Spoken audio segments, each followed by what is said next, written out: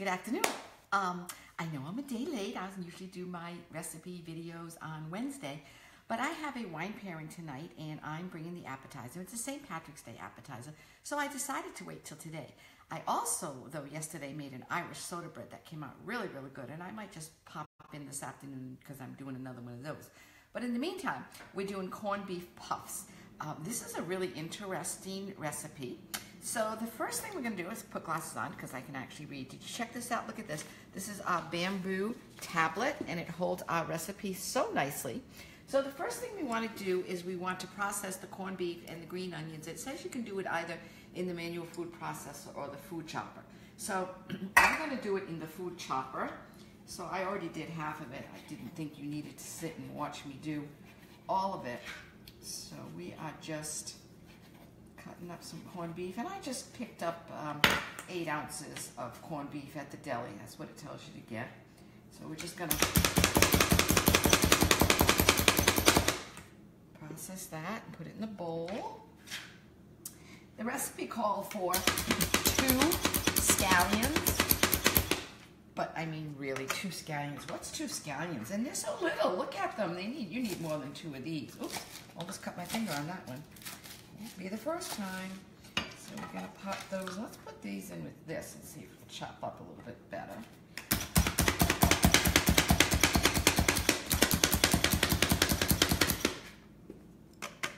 Oh, perfect. Okay. And just a little bit more.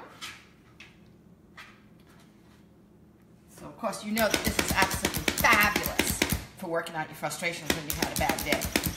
Or when you don't want to hear about your husband's golfing. This is a good one to have. All right, so we're just going to take this. We're going to take our spatula, and we're going to clean the inside of this out and get it all in here in my little bowl. Okay, so I've got my corned beef, and I've got my scallions, and the next thing that you have to add is the cheese. Now, it is Swiss cheese. Oh! Almost lost it. And this is our cheese grated. Now, I've talked about this before, and those of you who know me know you should not be buying shredded cheese. Shredded cheese has sawdust in it. So again, this is the coarse grater, and it comes locked. This was designed by a man. Let me tell you why it was designed by a man. Are you ready for this? It has a black arrow on a black handle. Who does that? I mean, a woman would never do that, right? So what you want to do is you don't want to sit here and pull on this until you break it. You just want to hold it and pull this towards you. And that is why the arrow is there. Black arrow, black handle. What's wrong with it? Anyway, here's my little piece of cheese. We're going to move that knife so I don't cut myself. And we're just going to shred our Swiss cheese. And like I said, I already did some. And it calls for 1 cup of Swiss cheese. So we're going to add that. And we get just a little bit, put that over there. And you got to check this out.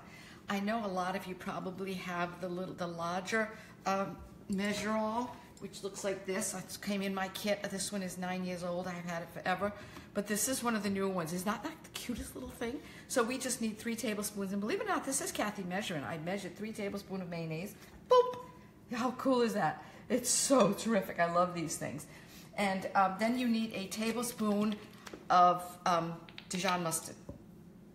All right, fine, I'm gonna measure. I was just gonna dump it, but because this is just so darn cute and it's so easy to use, we're gonna measure that too.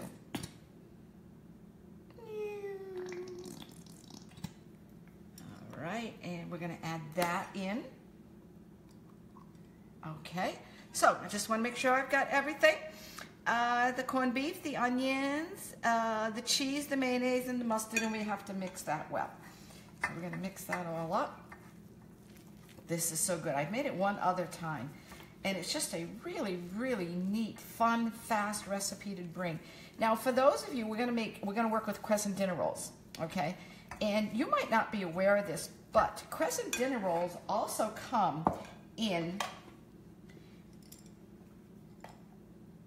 a dough sheet, okay?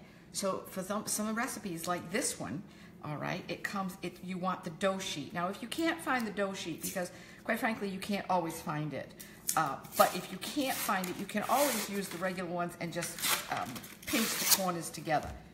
But trust me when I tell you, this is so much easier. So we're just gonna open this up, and Little bit of flour. Oh, on Jack's floor. See my little boa? We're going out tonight, and at the moment Jack's not here because he's golfing, but I want to tell you that all these little green feathers are going all over his floor. And when he comes home tonight, he's going to be freaking out. Like, you've got one of those stupid things on again? This is what he's going to be saying. So we're just going to unroll this. This is a little tiny bit damp. I don't know why. So we'll add some, and we're going to roll it. Because we want it, believe it or not,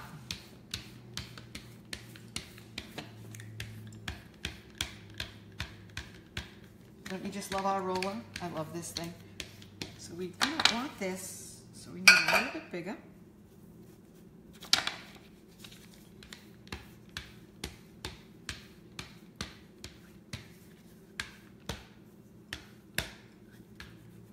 Just got a little bump in it. All right, so we're just going to take this. This is such a strange recipe. And we're going to put it over this, like that. Ooh, did I make it big enough? I did. Okay, just like this.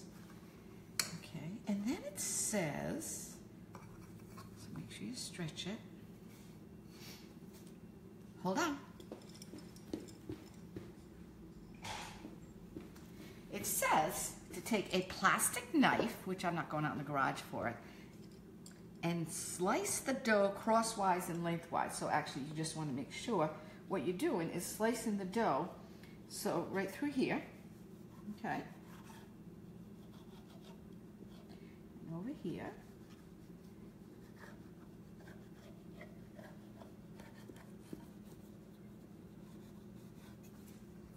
and then you're going to also do it this way.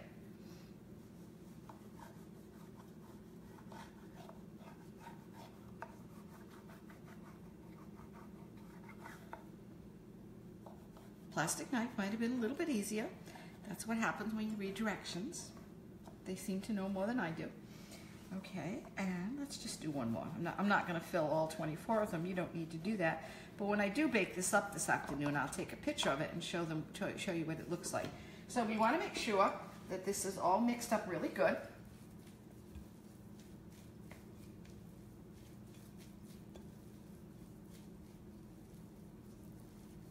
And we're taking our mini scoop. This is 1 tablespoon scoop. This is great for mini meatballs, great for our cookies, and just great for recipes like this. And you're just going to take it and put it in there, okay? And then it says, this is where I have to read directions, bring the corners of the dough, just bring it up. So you're just bringing it up like this, and it kind of just falls into place. And that's it. That is our recipe. How cool is that? So, it's so simple. And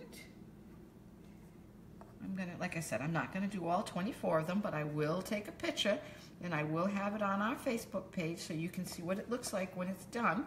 And I'll let you know what my wine pairing friends think about it. So just want a heap and tablespoon. And just go ahead and put it in there. I'm a little noisy, aren't I? All right, and there you go. So that is our corned beef puffs. I want to show you this. It's a Pampered Chef recipe. So just go ahead, you can go on our website and you can just type in corned beef puffs and you're going to get this. They're really good.